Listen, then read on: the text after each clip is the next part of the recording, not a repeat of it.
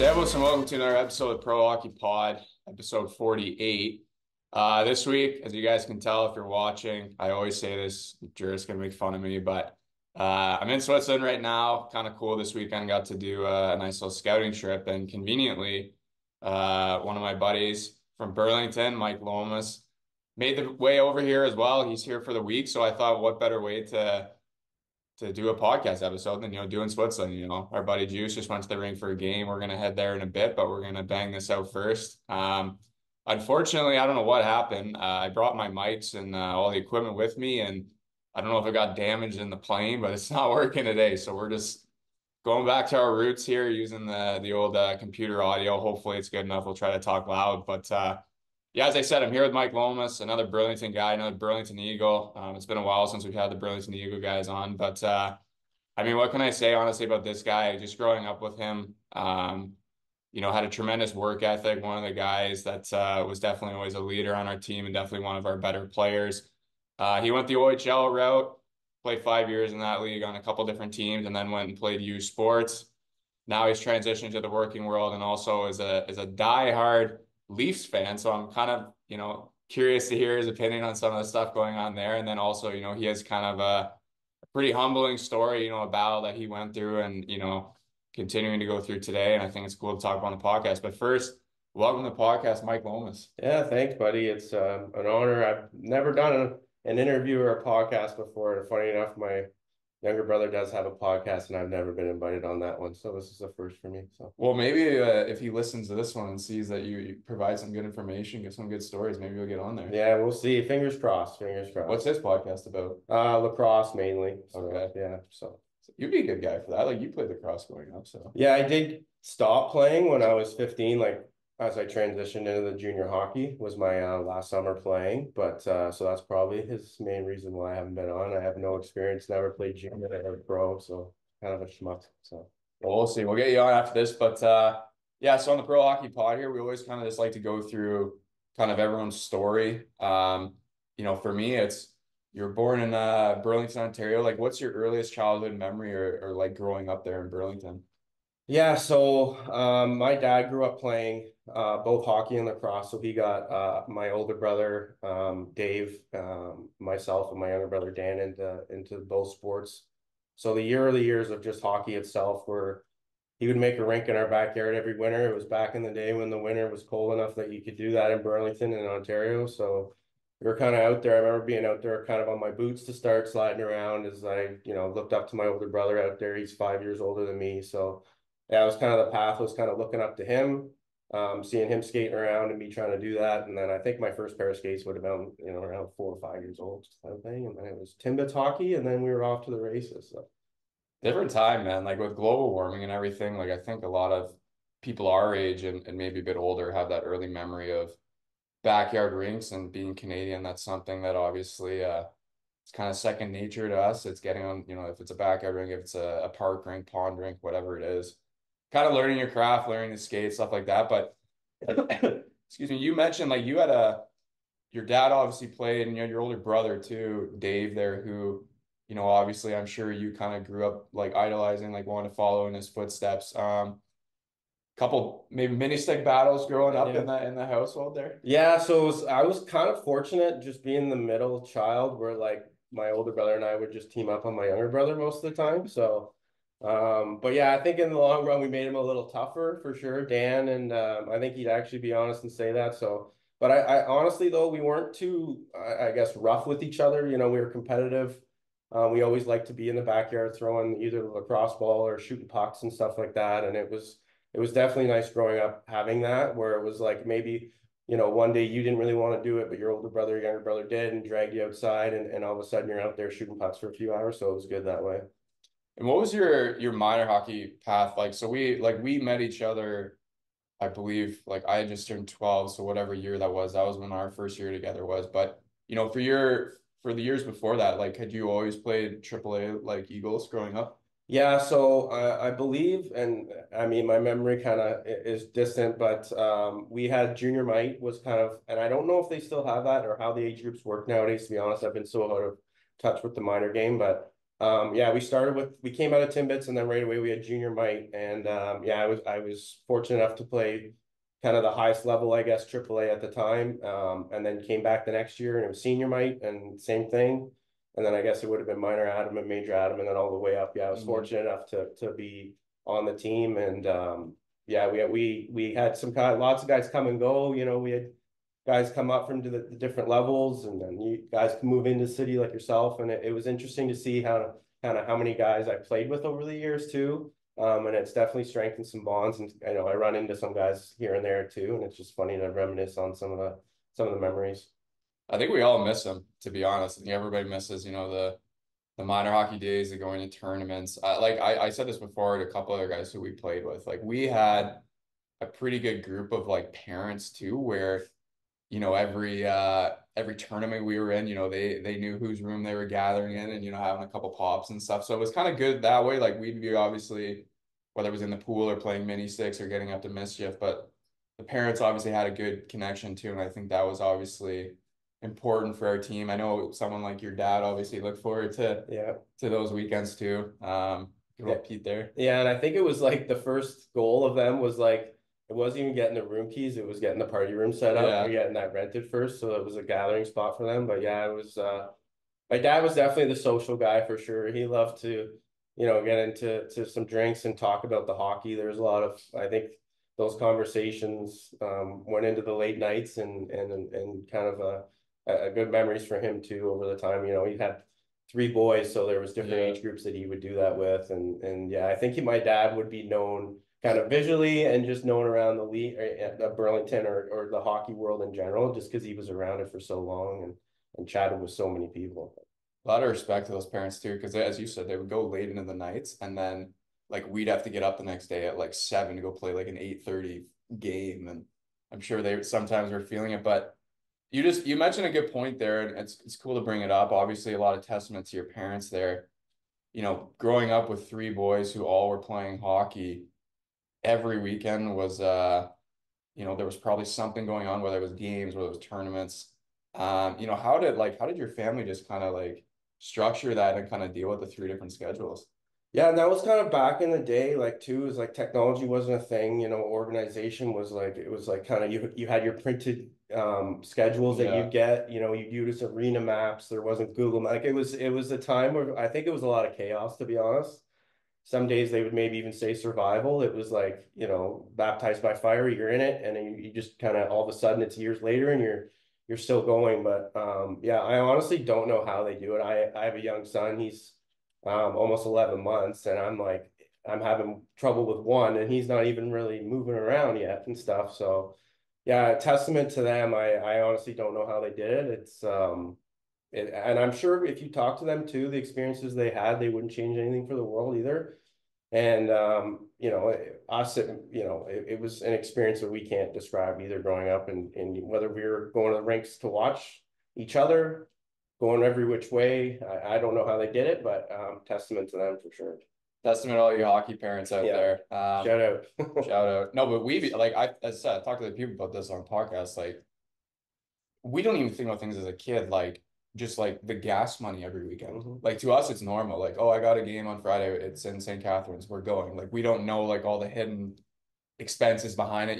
The food after the game, the gas costs, as I said, if you're going to a tournament like hotels, the amount of food that they always have to provide us. So it's crazy. Minor hockey, it's there's a lot more that goes into it than just the games. But another thing I wanted to ask you too, like you were very good lacrosse player growing up.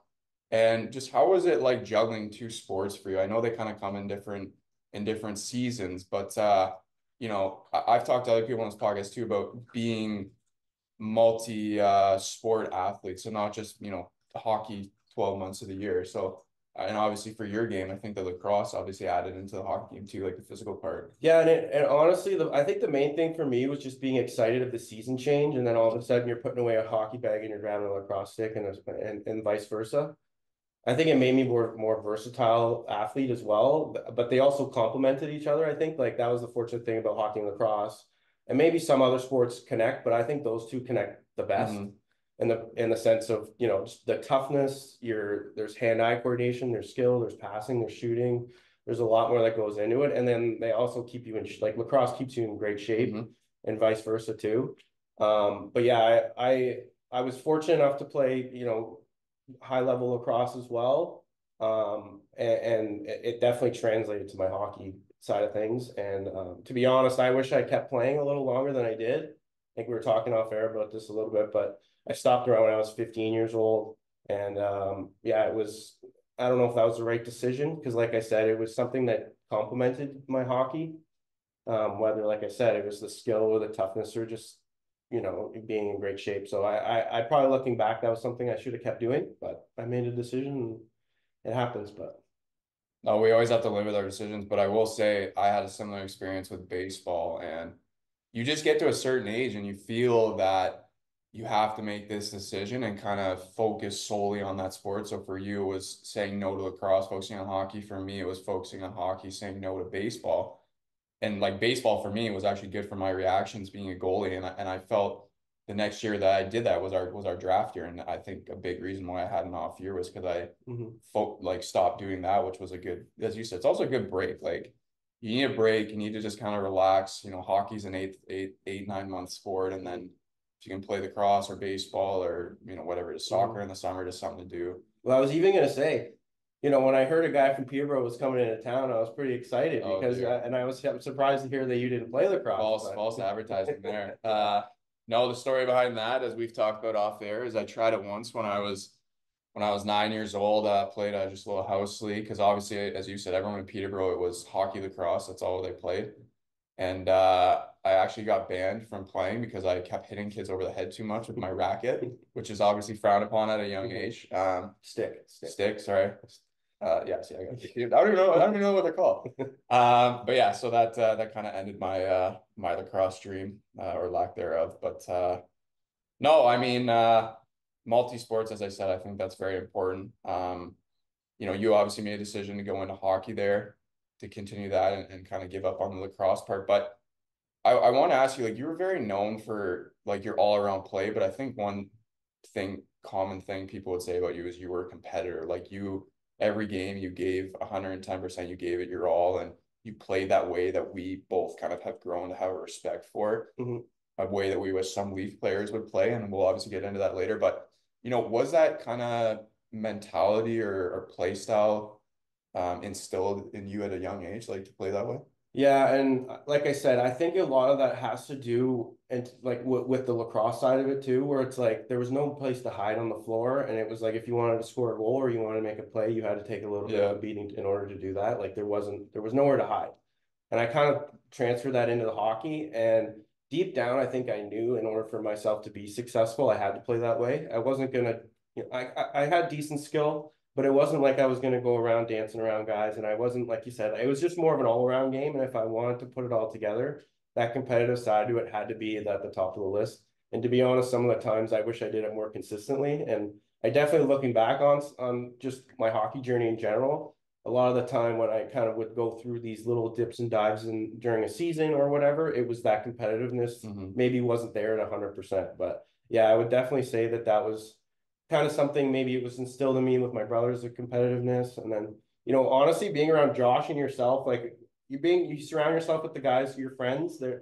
you always seem to be competitive with. It kind of brings out that competitiveness in you as well. So Yeah, no, I agree. Me and Josh obviously are very competitive against each other at everything. We've both given each other stitches in multiple sports. So I think that explains our competitive to the max. But kind of back to your hockey career there. So as I said, we grew up or I came to the Burlington there around 12, and we had a good couple seasons there. Then we get to our draft year. I was curious, like going into your draft year, you being whatever we are, 15 turning 16 or 16 turning 17, was your main focus kind of I want to get drafted UHL because like someone like your older brother Dave there had obviously gone that route. You've seen firsthand, what it was like for him to play in the OHL, or had there ever been a thought, of the other route, which to be fair, and I've mentioned this multiple times, we only knew about the other route just kind of like from Josh's dad, like the NCAA, but it was still like for us growing up, like the OHL was like that was the next goal. Yeah. To be honest, it wasn't really a conversation, to be honest. It was like at first it was like get your draft year done, do the best you can, see where you're at after that. And I don't know, for me, it was always that route, the OHL route. But to be honest, like I before my brother played, I didn't really know much about the OHL. Like you were different coming from a city that you grew up Mm-hmm. idolizing the Pete's or going to those games. I don't know if like even our group of friends knew as much about the OHL until Dave was in it and we went to some games and you kind of got exposed that way. And I honestly didn't know, and this is before, video and all these, tools they have now for scouting and stuff. Like you kind of had a list that came out and you didn't know if what that list meant, and you didn't really talk to scouts really, and I don't know, it was still kind of raw that way. And I remember my older brother's agent at the time, Matt Oates was his name. He was actually more of a US guy, school guy, and that's who I kind of had at the time, kind of advising me and stuff. So it's funny how we had kind of a US guy that had a lot of college players Mm-hmm. as our agent or advisor at the time. And and going into the draft year or after our draft year, I actually played, it was my only year of spring hockey or whatever. And that was the year that no OHL scouts went. So it was all US colleges. And there were actually some college like teams or schools that were like interested in stuff. But yeah, I think at the end of the day it was all OHL. And then, when the draft happened, it was kind of, it was a surprise to us about where I was drafted and everything. But yeah, we went from there, and I signed after that, and we moved on. But yeah, there was some conversation, but I don't think it was as much as some people would have had. Mm-hmm. Do you think, like you mentioned, kind of having like an agent or an advisor there at the, 15, 16 years old, like, do you think looking back now that like that's an important step for anyone who wants to, make the jump to major junior there, like that they have someone kind of advising them, or is it something that you feel, looking back now just with the draft and everything, you might be able to like handle it on your own in a sense? Yeah, I think it depends on maybe what your parents and the experiences, maybe, family members or people you trust have. And if you don't have as much information coming from people who you truly trust and believe have their best intentions with your son or daughter, whenever it Mm-hmm. is that they're looking to do something, I think it's a good idea. But I think it's a kind of a basis of, it's different by person and situation. Obviously, if you're a top player, that those are the guys that are usually going to get the attention from those advisors or agents. But I don't think you necessarily need it. But it's nice to have someone to, if it's not an advisor or agent, someone to lean on if you do have questions. Mm-hmm. No, that's a fair point. It's always like a lot of parents like kind of, and I know like our buddy Corbett there, like he's gone through it too, like with coaching minor hockey now, is a lot of parents, some are raving about having an advisor, some and others are unsure. So it's always good to kind of have other people's opinions. But back to your career there, you end up getting drafted in the second round of Brampton. Do you remember, did you go before Hutch or after Hutch? It was a pick after, yeah. Okay, the two Burlington boys back to back. I mean, I thought that was pretty cool. I think we had 8 guys from our team get drafted that year. Yeah, it was a decent amount, yeah, for Like sure. it was you, Hutch, Volpe, Ginden, Ryan Moore, Stanish, Tansky. Stanish, Tansky. There's 7, so we're probably forgetting somebody else too. But no, we had a good we had a good team. That's for sure. How was it making the adjustment there? So obviously you might have a little advantage because your brother had done it before, but you're 16 years old, you're moving to Brampton, living away from home, new school, kind of new lifestyle in terms of juggling school, practicing, traveling, all that. So how was like the first year for you in that adjustment? It was quite a whirlwind, but like you said, I had my brother to lean on. But at the same time, so he finished his overage year the year before I got into the league. So he was off at school. So he was kind of going through a new experience too. So like I could call him every now and again, but he wasn't like physically Yeah. there. But it was a whirlwind, and it was like honestly, it was not scary, but it was intimidating going into a dressing room when you're 16 or new school, you don't know anybody. It's an adjustment. It's no matter what anyone says, like it is for sure. And even like watching my brother play in the league for 4 years, whatever it was like, holy cow, like these guys are big, they're tough. Like, can I get out there and do that? Like I've seen some crazy stuff happen on the ice, Yeah. and then a year later you're in that same league. I think my parents would say they were a little nervous too. Like 16 years old, you're not really matured at all yet. And I would say that first year as a rookie, you're kind of just trying to survive in a way where it's like you're trying to fit into a new team, you're trying to fit into a new school, and then you're trying to survive on the ice too. So that's a lot that I would say that goes on in that first year. Yeah. Must have been good though for your parents, just quickly, like you brought up, like obviously your brother, I believe, played 3 or 4 years in Windsor, then 1 year in Kitchener. So like Windsor's obviously a 3 hour, 3.5 hour drive away, where you and Brampton were about 40 minutes away. So it was always nice. I remember your dad was always at the games. We saw him there a couple times. So that must have been nice for them. Mm-hmm. How was it playing for, obviously when you think of the OHL and coaches, I think Stan Butler's name is up there. So that must have been pretty cool playing for him, and just maybe eye-opening as well, like someone that has obviously been in the game a long time and produced a lot of players that went on to have, pro careers and stuff. Yeah, I would say like he was very an intense guy. He would kind of bring you in and into his office and tell you straight up what he's thinking, whether you liked it or not, but that was your decision. He was the GM at the time, so he had a lot of say in what players came in and out. And yeah, I would say definitely he has a lot of respect, and he's back in the league again at an older age now, and I guess that shows that there is some respect there. But I mean, I think at times him and I didn't see eye to eye, and I think you'll get to this. That was probably the ultimate reason why I was traded after my second year. But when you have time and you think back on stuff, like I think he's just trying to do the best he can for the team, and Yeah. that's what he thought was what.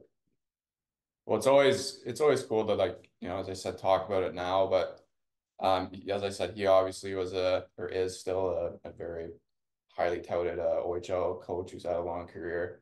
I could definitely see him being a guy that tells you how it is, which I think guys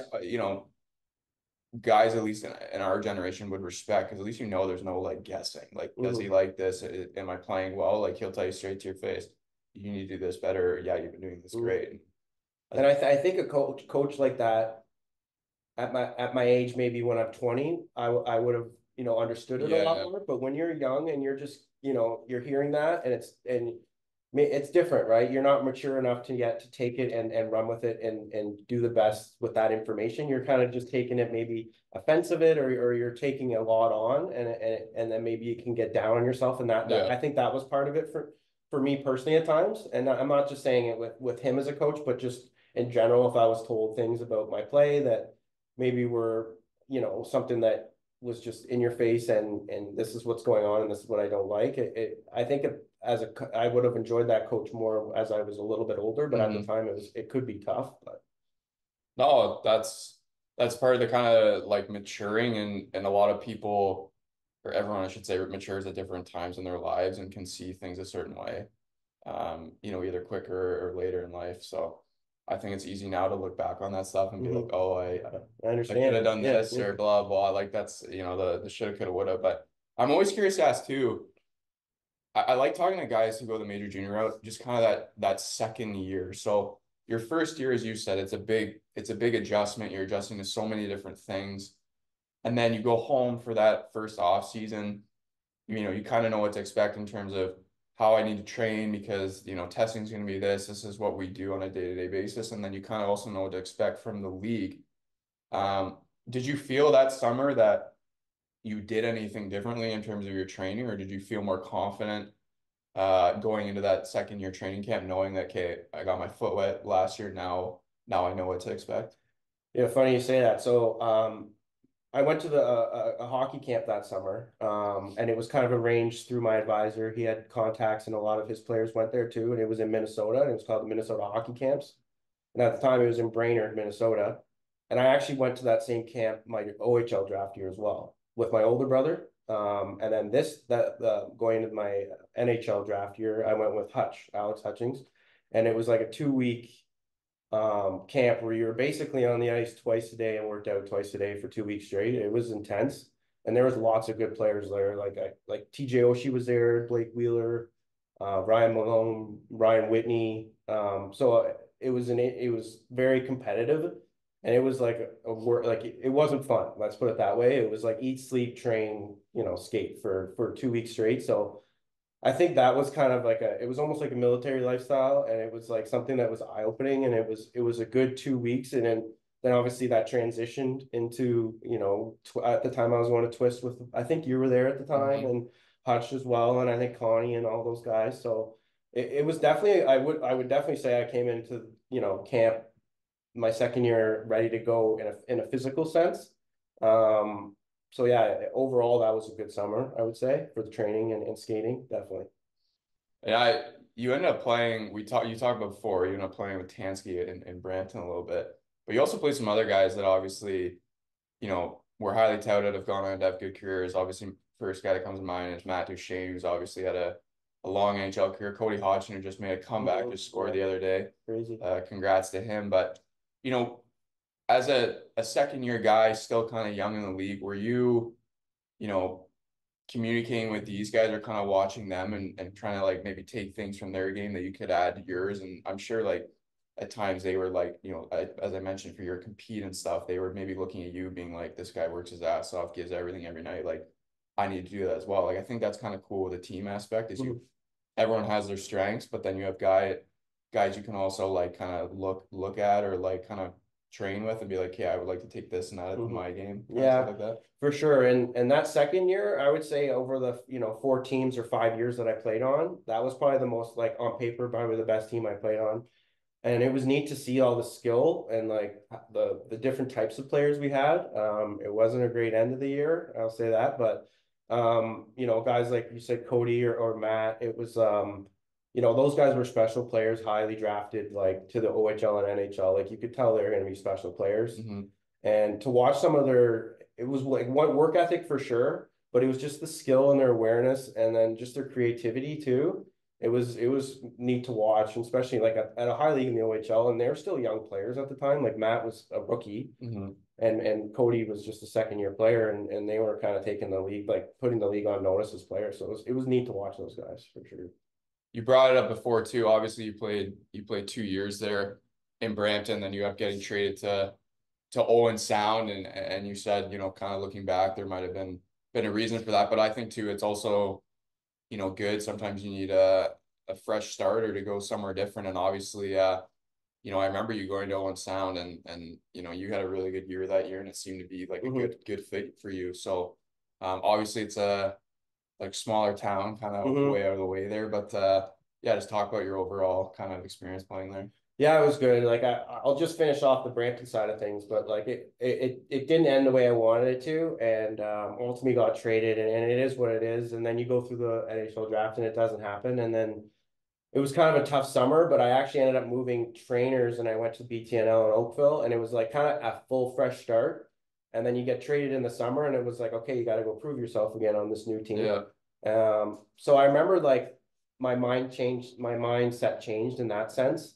And definitely Owen Sound gave me a big opportunity there. I played like top 6 minutes, and they believed, they trade you. As one team doesn't want you in a trade, another team does, and they want you Mhm. to succeed on their team. They want you for a reason. So they gave me a great opportunity, and I'd say that first year with them was a positive one overall, and it definitely ignited my, like, love for the game again after, it was a tough kind of finish in Brampton, and then, like you said, it was a fresh start, and it was a great town, and small rink. I liked playing in that little rink. There was nowhere to hide. It was fans were kind of really on top of you, and then playing in that division was pretty awesome too. You played London, Guelph, Kitchener a lot, so it was fun. A lot of competitive games. You ended up putting up 25 goals that year too. I mean, big step forward, and obviously, as you mentioned too, for the confidence, like it might have the fresh start kind of did you well, being like, okay, like as you said, this team wanted me, and I've now rewarded them with that. Excuse me. But like, would you say that was a big step forward for your confidence that year? Yeah, and I think I truly felt I could make a difference if I was on the ice and I was putting my best effort out there. I felt I could contribute offensively. Like, my numbers don't jump off the page, but I could hold my own playing with good players, whether it was sticking up for them, or just keeping up with the skill side of it. And like I said, I was fortunate enough to play a lot of that season with a really good hockey player, and like Joey Hishin at the Yeah. time, he was very good. Obviously his career was unfortunate how it ended, but playing with him was awesome. And there's a couple other guys on that team. And like I said, it was that rink. I think it did a lot for me too. Like you could kind of shoot from everywhere. It was a small rink. The puck was always around, and if you were in the corners getting pucks, it was easy to take it to the net if you wanted to because it was just a small. It felt like a small rink. So. Yeah. Yeah, that's been there a couple of times. That really is a it reminds me of just like a small town rink, Oh yeah. but they love it there. They love their hockey. Um, after the season too, I if it brings up a bad memory, I don't mean it to, but did you get any interest for like going to development camps or anything? Did you end up going to one? So yeah. Honestly, I would say my kind of career I quoted is like a fall through career where it's like, oh, like I have, the draft was a potential and then I fell through. And then coming into that season or after my third year, I honestly thought there was a potential to get drafted as I guess a throw into the draft Yeah. again or whatever it's called. But didn't happen. And then I was like, okay, I had conversations at the time with my agent. He's like, hey, like it shouldn't be a problem. You had a great year. Even in the playoffs that year, we got swept by Windsor, who was the best team in the country. But I had, a decent amount of, I think I had 3 goals in 4 games or whatever against, one of the top teams at the time. And I was like, okay, I felt pretty good about my year, right? Coming Yeah. out of it. And I'm like, oh, if I don't get drafted, chances are, someone would take a flyer and just, maybe a like last minute throw into a development camp or something like that, and it just never materialized. And then that kind of rolled into probably my fourth year. I came back with, I think, a bad attitude, to be honest. Back to Owen Sound, and it was kind of like maybe this isn't for me and that thing, and I was pretty down, and I had a rough summer, and it was that because I felt I did put a lot of effort and time, and I had a decent enough year to at least just get an invite somewhere, and it just didn't happen. But that happens, I guess. Yeah, I mean the nature of the business, I would say, is it's not always rewarding. Um, obviously when I just look at your statistics there, and obviously growing up in that area, like watched obviously OHL games, like I was watching you, I was watching Hutch every time I could because it was on TV and I was playing tier two junior, but you would think a guy who puts up 25 goals and I think you had 56 points or 60 points, and just for the way you play too, kind of that gritty style as well, a guy who could produce but also play the hard game too. Like you'd figure somebody would give you at least a invite to rookie camp, obviously because yes, you didn't get drafted, and I've talked this on the podcast before, how I think that's like almost flawed in a sense because as you mentioned, the first year in the OHL is your adjustment year if you play at 16. If you play at 17 your first year, it's adjustment plus, hey, I have to produce, show I can play to get drafted. Like I feel like there's so little time to allow guys to grow. And I think today too, you see a lot of guys who end up like the third year ends up being their year where they blossom. Mhm. And Well, and I think too, it's like, it's funny. So I'm like an August birthday, right? So I'm like a month away from being that late birthday. yeah, So it was like a guys that were like a month younger than me were getting drafted, and but all that stuff, it's all about the points and looking at numbers and all that stuff, and you kind of get engulfed in that. Where it's just like go out there and play your best and play hard, and if someone notices you and they notice you, and if they don't, what are you going to do? yeah. It's that simple. But when you're in that realm of comparing yourself to this guy, that guy, it can be daunting, and at the end of the day, it kind of be a detriment to you as a player. It can be for sure. So That's just that as you said though, like it's a competitive sport, so it's only natural to be like so and so who had 20 goals is getting invited and I had 25 and I played on a maybe a worse team, so I had to carry the load maybe a bit more or whatever it was. So I think that's always going to be there, but yeah, the point is you shouldn't focus on it, like control what you can control, the kind of the old saying. Um, so then you mentioned you go back to Owen Sound there, maybe a little bitter, or maybe not fully into it as you were the year before, but you end up getting traded to Peterborough. yeah. Pete's, obviously, I have a lot of experience with growing up watching them, but I know you're only there for that season, but how was your experience there? Obviously, playing in the famous square cornered Mem Center. Probably would have done good for your game because it forced a lot more hitting. I feel like it was a Mhm. defenseman's nightmare back there at times, but Yeah, it was like, yeah, I can't, I'll never forget like my first practice, like dumping a puck in on a breakout drill and going, what the heck just happened? And like, how the hell is the puck in the middle of the crease right now? But anyways, that rink was crazy. But I actually like grew up kind of playing in that rink quite a bit. Like we played in a couple tournaments yeah, we there, did. and then lacrosse as well was big there. Obviously, I knew about it with my brother played junior lacrosse, so obviously the Lakers played out of there and all that stuff. So it was neat to play in that rink. And like I said, going into that year, that fourth year, my attitude was bad, and then I ended up getting traded to Peterborough. But I can't like underestimate or say enough about how hard it is to like get adjusted mid-season to a new team and getting traded mid-season. It was my first time ever having Hmm. that. The other time was in the off season. So I found that difficult is like, getting traded, 10, 15 games and do like you're jumping on a moving train kind of thing. So, and then you're trying to get acclimated to stuff. But overall, Peterborough as a organization, they're like top notch, in my opinion. And just like the history there was neat. You got the Eismans, the Domies, the Prongers, Nielsen and all these guys that played there, and you see their pictures around, and it's, the room is a little bit grittier in a sense, but like I like that style of it. But yeah, the rink and the fans, they love their hockey. Like they have, like you said, more than anybody. Like the history there, being a Peterborough Pete is something in that city. So it was neat to experience that for sure. That's one thing I will say about the OHL that I think, and probably the other two leagues as well, is when you have those small towns, and that's like the only thing to do on a Thursday night, and that was unique too. Like Pete's always played at home on Thursdays, so it was like Hmm. that was in the league, that was their night, and Yeah. yeah, they love their hockey there, they love their lacrosse too Oh yeah. in the summers there. So it's a good little sports town. I'm happy they still have a team there. I'm curious too. So after that fourth year there's always a big decision to make. Do I, me as a OHL athlete or a major junior athlete, do I come back for my fifth year and play my overage year, or do I kind of take the step forward and go on to whether it's pro or school? Like, Hmm. had you ever thought about going, right after the fourth year to school, or was your plan always like, what, I get 5 years in this league and I want to, use that?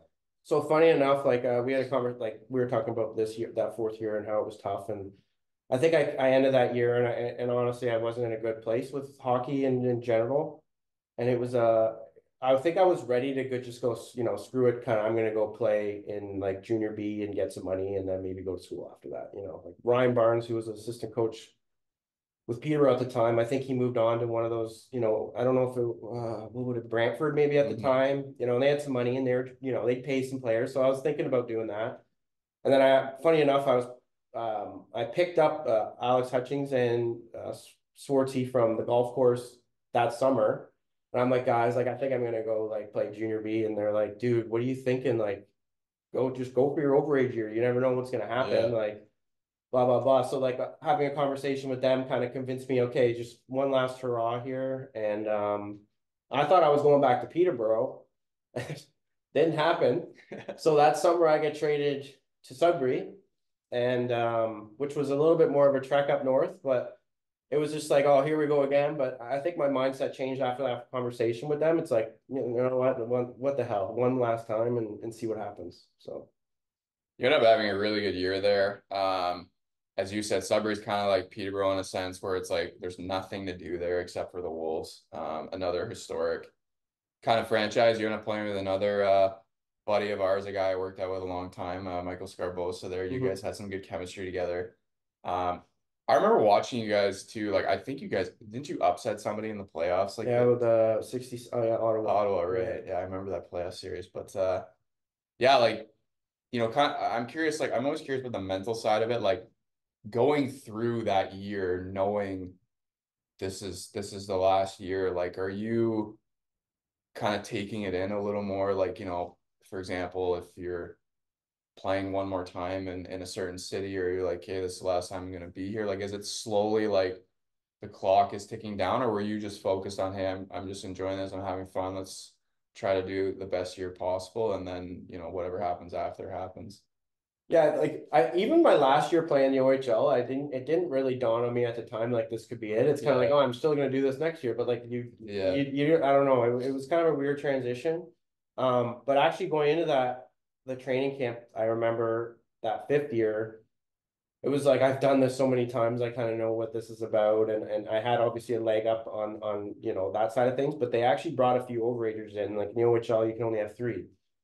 And I remember I showed up with my, Peterborough gear still. So it was like, and I didn't get any, Sudbury stuff. So I was like, okay, like it was kind of like I got to prove myself here. And they had like 4 or 5 overagers. So I'm like, okay, this isn't for sure.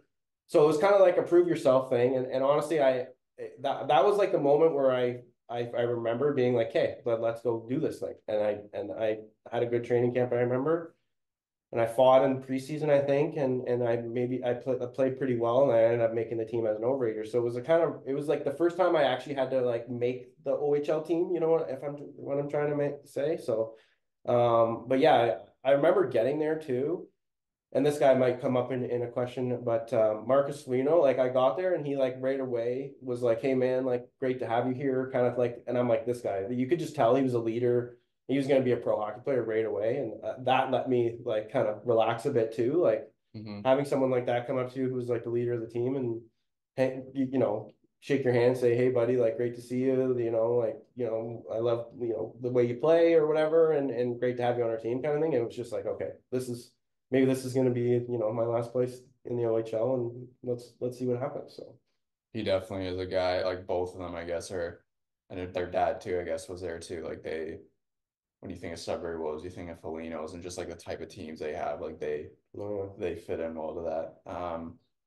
So throughout this year, like too, are you starting to like talk to U sports schools? Like, are you also like maybe going? I don't know how it works in terms of U sports. Like, are you going on visits or scouts, coaches coming to your games trying to recruit you? Like, how was that process for you? so it was kind of like I was like an in-betweener at the time. Just like I had a pretty good overage year. So it was like some schools didn't know if I was going to try the pro route or didn't know if I was going to go to school, but they send you packages.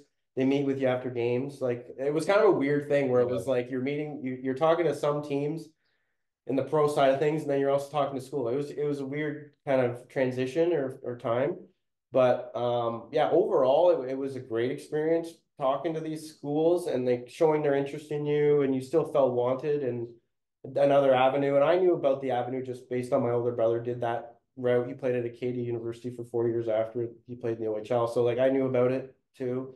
And then there was a lot of Burlington guys too that I knew that were a couple years older than us that went that route, CIS route as well at the time it was called. So And like, how did you end up making the decision? Like, obviously your OHL career comes to an end.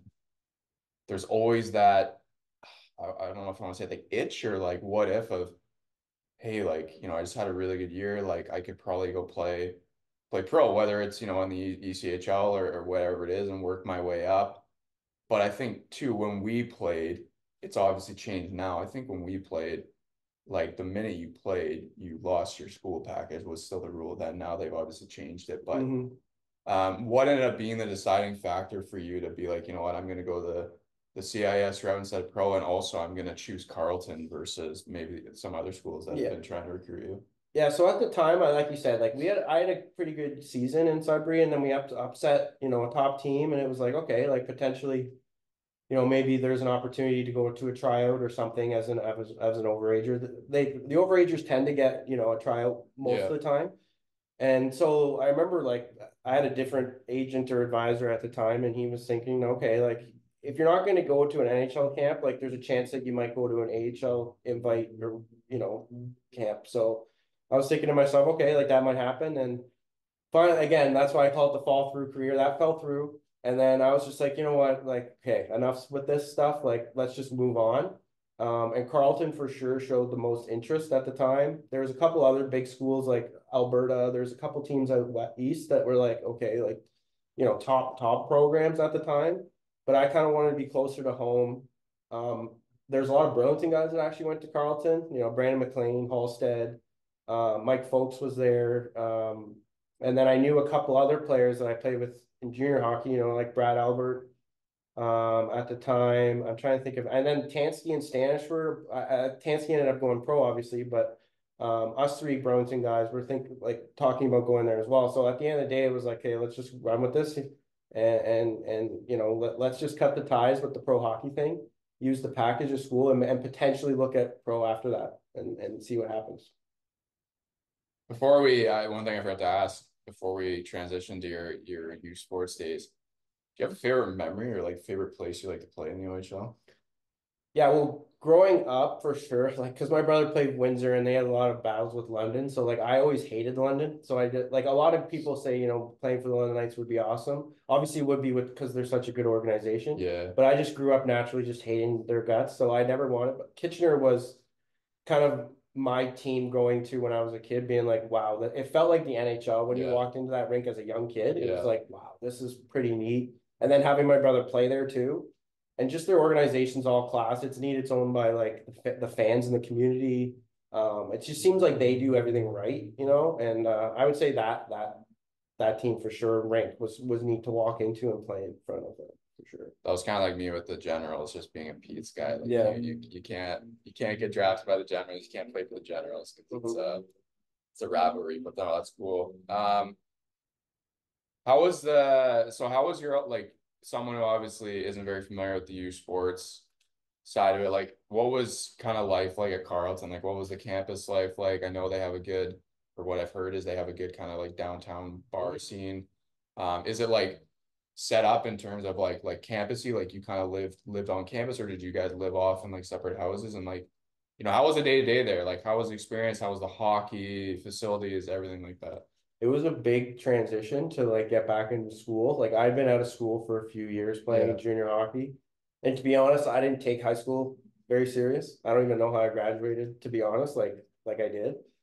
But I think going to school and then at that age was the perfect time for me personally because it was like, hey, hockey's not a thing now at this moment. Like you better like buck up and take your school serious. But if I felt like if maybe potentially if I did go the NCAA route, it would have been like, okay, the hockey dream's still alive. I wouldn't take the Yeah. schooling as serious. Whereas now it was like the opposite, where like school came first and the hockey came second. And that was a big transition though. It was tough to like realize that and be like, and I had to create study habits again. Like I had none of that. And just like balancing school, like you had a lot of classes with the hockey. It was a lot to transition to. But the teams and the schools help you with that, but it was difficult for sure.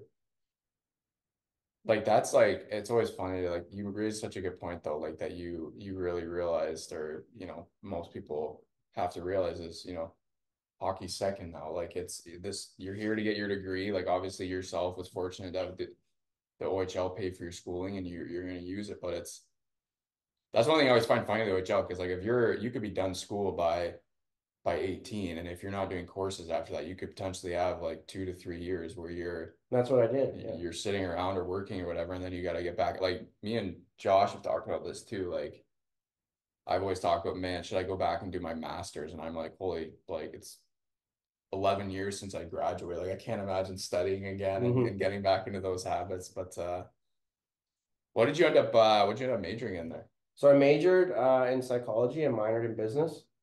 Um, and yeah, I think you asked actually about the campus and all that Yeah. stuff too. I didn't touch on that. So the campus itself is kind of a little bit outside of downtown.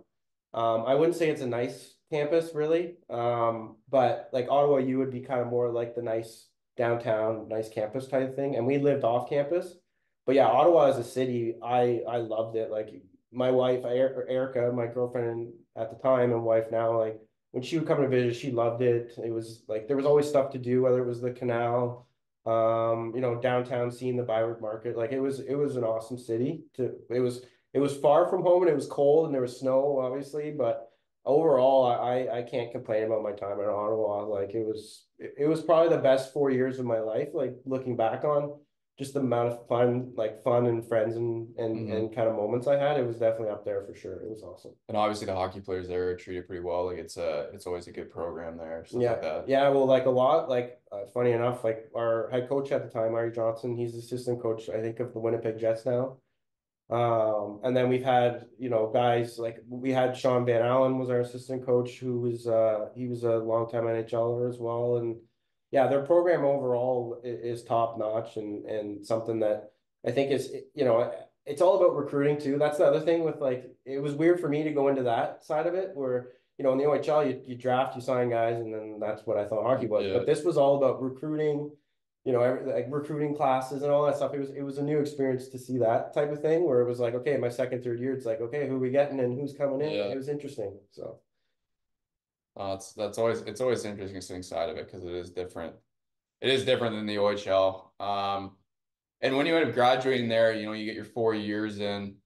I remember, I think that summer or the summer before your final year, you had come back to Twist for like some workouts, and we were still there because I remember working out with you and mm.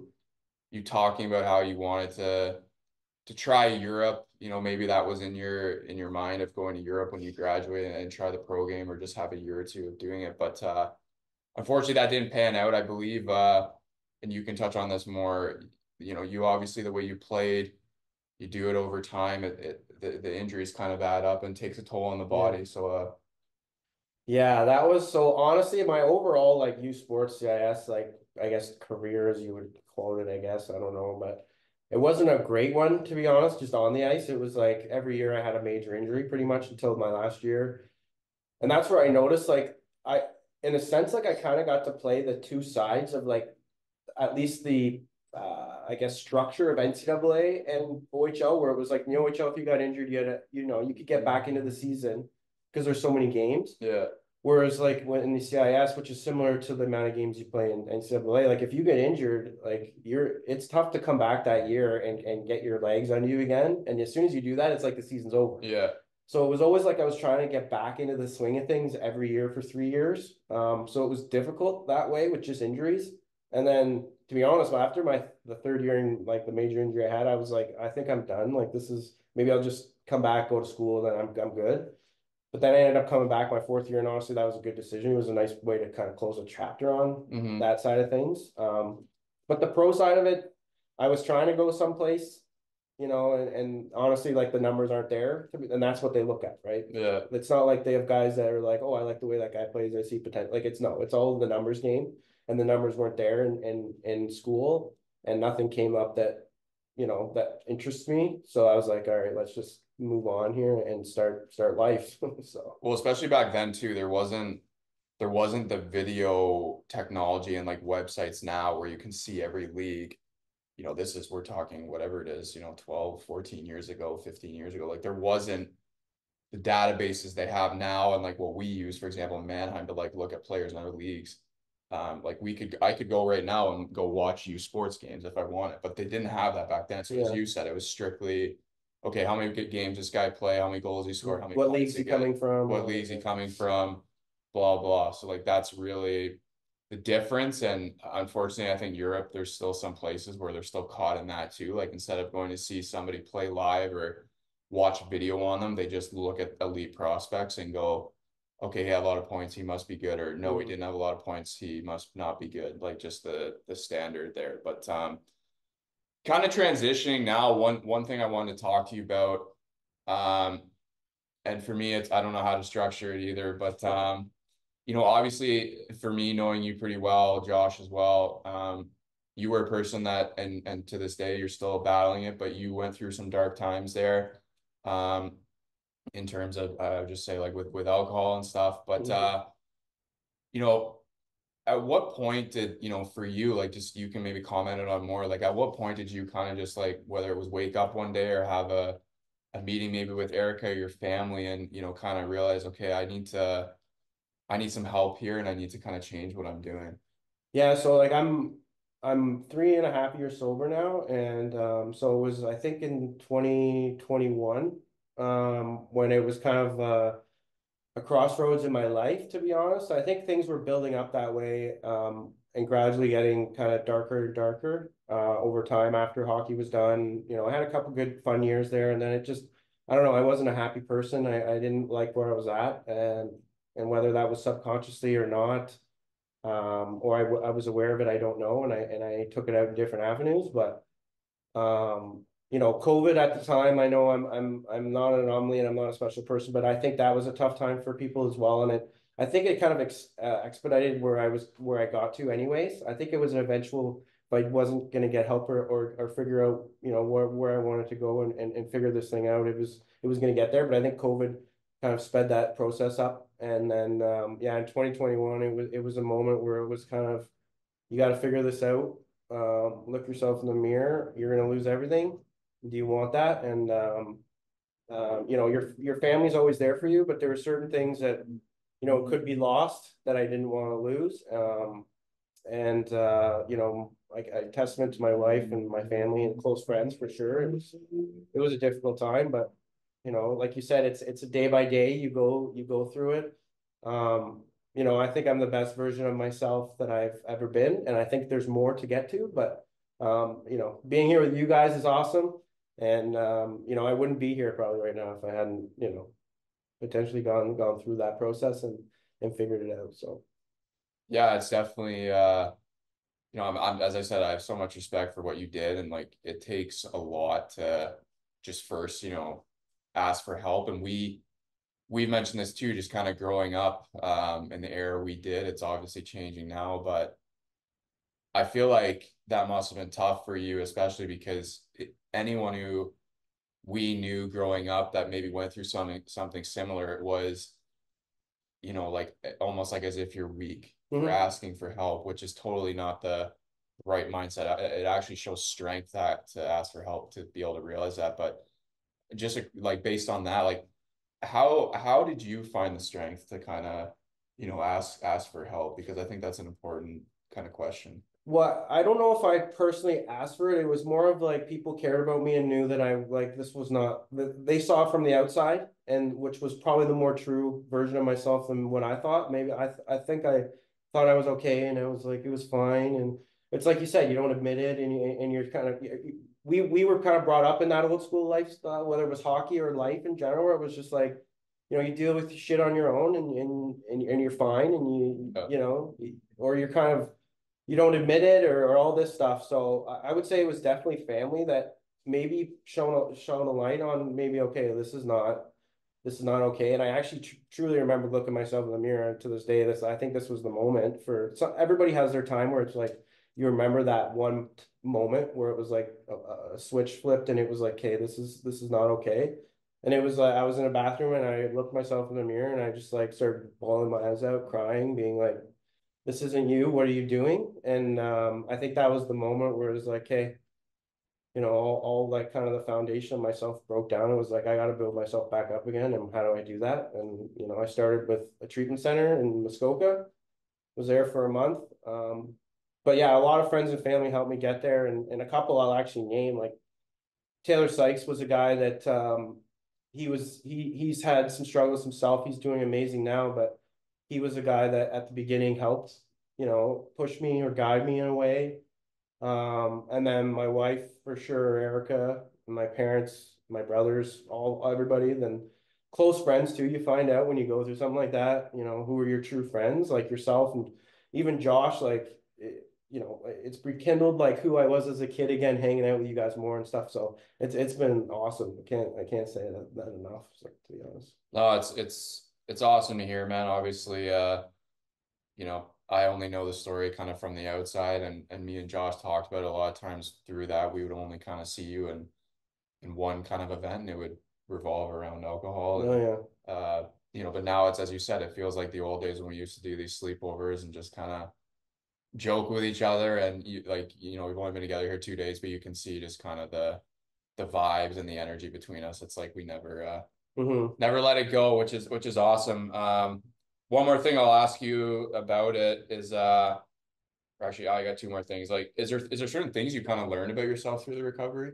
Yeah, for sure. It was like obviously you have help through it all, but at the end of the day, like you got to make the first steps and it's you. Like you Yeah. have to do it. And I'll say like I've been through whether it's like tough times in hockey, injuries, going into new environments, like that was the toughest thing I've ever had to get through. And it's like if I can get through that, I can get through anything. And yeah, for me it was like I think it was like I lost purpose in a way too, where it was like you lose hockey or you lose this, and it's like, okay, what am I now? And I think I got lost along the way. and finding hobbies too. It's like that's another thing I'll say for people is try to find and maintain as many hobbies as you can outside of what you do. Mm-hmm. For whether it's hockey, whether it's if you have kids and it's you're running each way, like find those hobbies that you can go back to and find peace in. And like for me, it was like Josh actually got me into a couple of them. Like mixing is huge. Like we mix a little bit and I make some mixes for workouts and that's a hobby, or golfing, fishing, are big ones. But yeah, like it's just trying to find things that make you happy, truly make you happy, and Yeah. keep doing them. And surround yourself with people who make you happy. And that those are the main things for sure. The last one I'll talk about, the hobby thing is important. I think that's a very good point. But like, how do you yourself, and maybe for any listeners listening, if there's people who are going through this, or there might be thoughts in their head about like, hey, maybe I need to change something. Like, how do you continue to stay strong and evidently get stronger, whether it's day to day, week to week, month to month? Like, how does someone like yourself, as you said, you've been sober for 3.5 years now, obviously it's going to continue to keep going here, but how do you stay strong through it? Yeah, I'll try not to get emotional through this one, but yeah, I think for me it's my son. To be honest, he's like I said, he's 11 months, and um, when we had him, it was a whole new thing for me. It was a purpose, something that every day, even though he's not watching now, he's gonna be someday. And it's like, you're an example to him. There's things in life that I hope he doesn't go through that I had to, but if he does, I'm there. Mm. So for sure, he is like the number one thing for me right now. It keeps me going. Oh, that's awesome, man. As I said, when we're both getting a little emotional here, we can see it in our eyes, but It's no, good. It's it's good. good, man. No, it shows we care about each other, man. As I said, I'm tremendously happy for what you've accomplished there and continue to accomplish. And obviously, as you said, shout out to the close friends there that helped you through it, kind of guided you, and obviously shout out to Erica. You guys have been together a long time. She's seen you at your worst and now sees you at your best, and for her to be there along the way, Hmm. that's a lot of credit to her, and that just shows, she's your soulmate, No, as yeah. we Shout say. out to the wives. Shout out Shout to out the to the wives. wives, and the love and the life. That's always good. We're gonna transition now from that to something even more happy. We're gonna talk about the Toronto Maple Leafs. Oh, geez. Well, it's happy right now. It's Like, happy right now. They're buzzing. You know, you and myself, I think you would be a little more like, because now obviously you're still in North America. I don't get to watch them as much. Um, the diehard love for this team, the emotional roller coaster, I would say. Someone who watches more games than me, just kind of want to hear like your opinion on them. Like obviously we have some superstars there, and it just seems like every year when they get to the postseason there's just something missing. We kind of talked about it last night off camera, when you compare teams in the NHL to the Bruins dynasty and even Tampa Bay, just kind of things that we feel that they're missing. But I just kind of wanted to get your opinion on like them. yeah, fortunate enough for me over the last few years, like I get to go to quite a few games just through work. So that rekindled my kind of passion for the Leafs. Obviously, they're good now over the last, 4, 5, 6 years, whatever it's been. But yeah, like for me, I mean, the type of player I was or value, and I like the kind of sticking up, the passion, sticking up for one another, the foundations of what make a true good team. I think are like the leadership, caring about the guys, um, being there for one another on and off the ice, that type of stuff. And sometimes it's evident in the Leafs and sometimes it isn't. And I mean, as an outlooker, you don't really know what goes on in the room. You don't know how truly much these guys care about each other. But just on the ice, sometimes there's, it's there, it's not. It's just like the consistency of that stuff. It can kind of frustrate a fan. But at the end of the day, it's a long season. There's ups and downs. The way people react to that team is not like any other. If it's bad, it's the end of the world. Trade everyone. If it's good, Yeah. Family Cup. So I try to stay somewhere in the middle and give the benefit of the doubt to most situations or players or whatever. And at the end of the day, I'm just a fan. So what the heck do I know? Like, right? So I try to cheer them on the best I can. And when the playoffs happen, it's like, you got to appreciate the team you're watching too. Like it wasn't too long ago where like you go to a Leaf game to watch the other team play. Yeah. Whereas now it's like every night you go to the rink, the Scotiabank Arena now, it's like you get to watch some pretty special players like break records, play with each other, make great plays. It's like I think fans can be spoiled sometimes too, and it's like appreciate the times and watch these guys play. And if they win, they win. If they don't, what like is it the end of the day for you? Like I don't know. That's just my point of view. But That's Toronto sports fans though. yeah, Like as you said, like there was a time there where they couldn't make the playoffs and they were so bad, and we've been fortunate enough for them to whatever it is, and all I think every year Austin Matthews has been here, they've made the playoffs, and then we take that for granted in a sense, and now it's well they can't get out of the first round, and they got out of the first round last year, and then everyone was pissed that they lost in five to Florida, who ended up going to the Cup final, but it's sometimes we overlook like what's actually happening and how spoiled we are with that because there will be a time in the future where they'll go on another 5-7 year stretch of not making playoffs and not be in the right mindset of building teams and stuff like having to rebuild. So that's just Toronto sports fans. Anyone who doesn't know that, that's just how we think, and it's never good enough. They'll win the cup and it'll already be well they haven't won two in a row. So yeah. what's your opinion on like what do you think that they need to maybe do to have like some added success here in the playoffs? To be honest, looking at their team now, I would say they need too many things to go perfectly right for them to go on a run. In my sense, where it's like I don't know if you waste too much to add everything they need because it would cost you so much. It's like I don't know if this is the year or not. But looking back, like I've heard this conversation talked so many times where it's like the best teams that go on the run probably make the least amount of deals at the playoffs because they have what they have. They like their structure and their team, and they just add around, the edges of their team. Yeah. And that was like the Vegases and the who was the other team? Florida. Like I don't think Florida made a deal at the deadline last year, and I think Vegas made one. And it's like they like their team. They're well oiled. They like top to bottom. They like how their lines run. Whereas the Leafs last year, how many trades did they make at the deadline? And they hope that they pieced the right team together over the last couple months of the year, and it worked for 7 games maybe, but then it was like okay, you played a team that was well structured and they didn't fare well. So I think it's you build through the draft, obviously, and then it's you build a team. You don't just trade for one, if that makes sense. Yeah, the Leafs have done a lot of at the deadlines the past couple of years, and to be fair, I will say I felt Dubas really gave everything last deadline. Like he added a player at every position. Mm-hmm.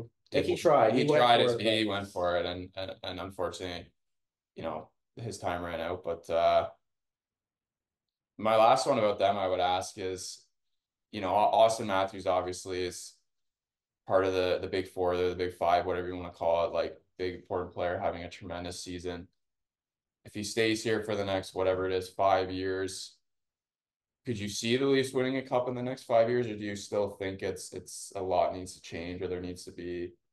I don't know about can see it. I don't know. It's like being a fan and never seeing it. I don't know if you like visually can see it, but I would say it'd be a big disappointment if he came through, his Leaf career and it didn't happen. I think people would look back and go, "Oh man, like what a missed opportunity that was." Yeah.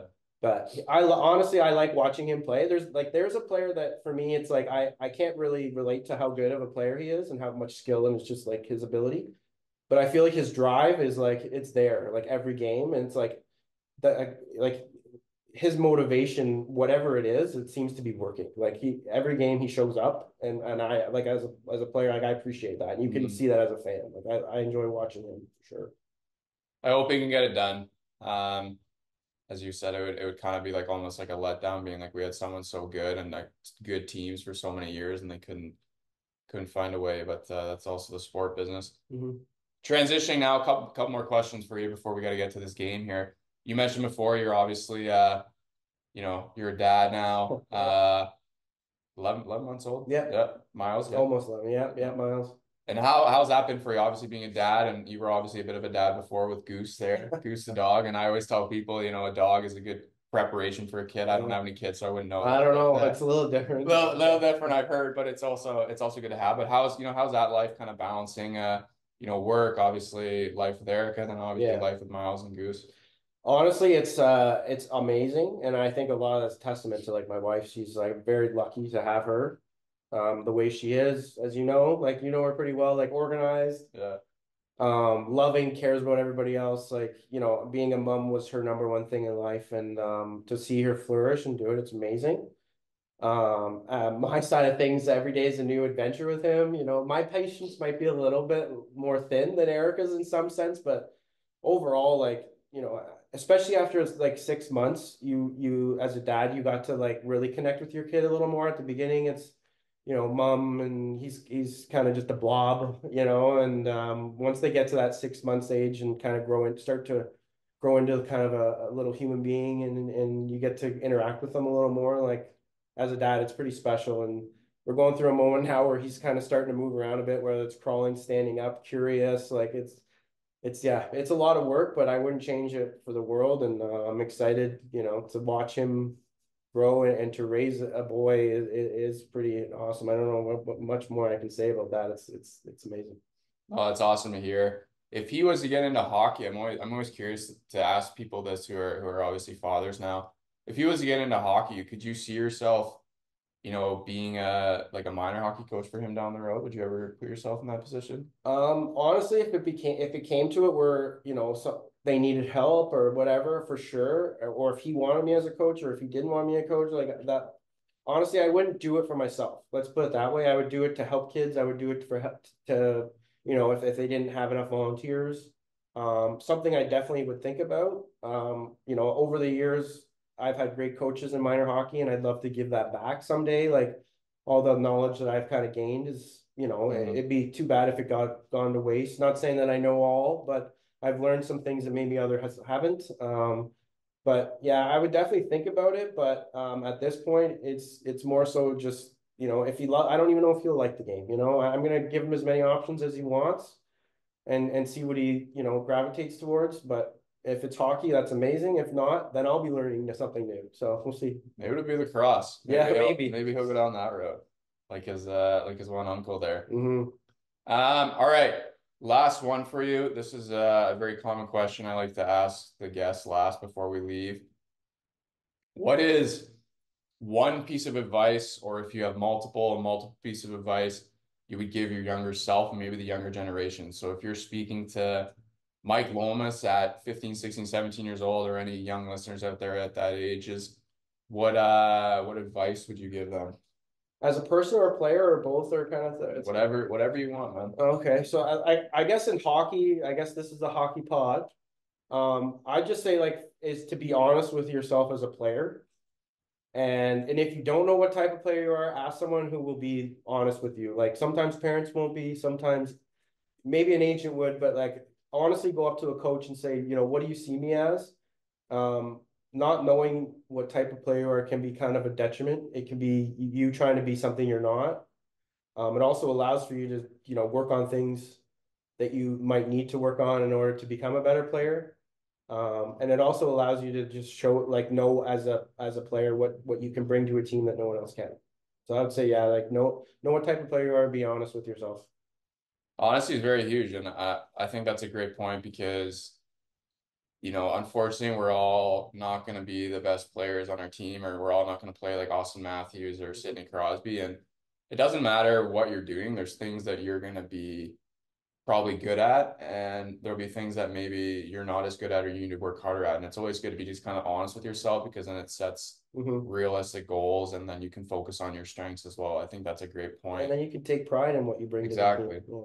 That's a great point. It's a different one too. A lot of people, most of their answers are, something to do with, multiple sports or give everything you got and stuff. So it's Mm-hmm. cool that's why I like talking to everybody. They have their own opinion, what they feel is important. But Mike, I appreciate you taking the time here, man. I You wouldn't know, rather be anywhere else. This is awesome. Who would have thought we'd do this in person? Like, I what are the know, odds of that? unfortunately, the mics didn't work. If we get to Yeah. episode two, part two with Mike Lomas, we'll bring those in. But hey, I think we've been going for about an hour 15, and Wow. you were nervous about not bringing any content to Yeah. the pod, but it's always, as I said, you just get talking. But yeah, we got to get to Juice's game now. We got to get ready. They got a nice little afternoon affair here. Kid scored last night, so Yes, he's we got to did. go 2 for 2. Yeah. But no, man, I appreciate you sharing your story, both hockey and then also with your personal life there. As again, so happy for what you've been able to accomplish, and continue to keep going here. And I'm happy that we got to see each other here in Switzerland, man. So it's great to see you. Yeah, thanks, buddy. Thanks for having me on. And for those listening, give us a follow on YouTube there. Streaming it on everything, Spotify, Apple Music, you name it. You can check these videos on YouTube. Upload them normally every Tuesday. Give this guy a follow on Instagram. Great guy to follow on there. Get to see life as a dad and everything going on. Yeah, it's invigorating. And Charlie's getting, yes, you. Charlie wants to go out right now. But until next week, cheers and ciao.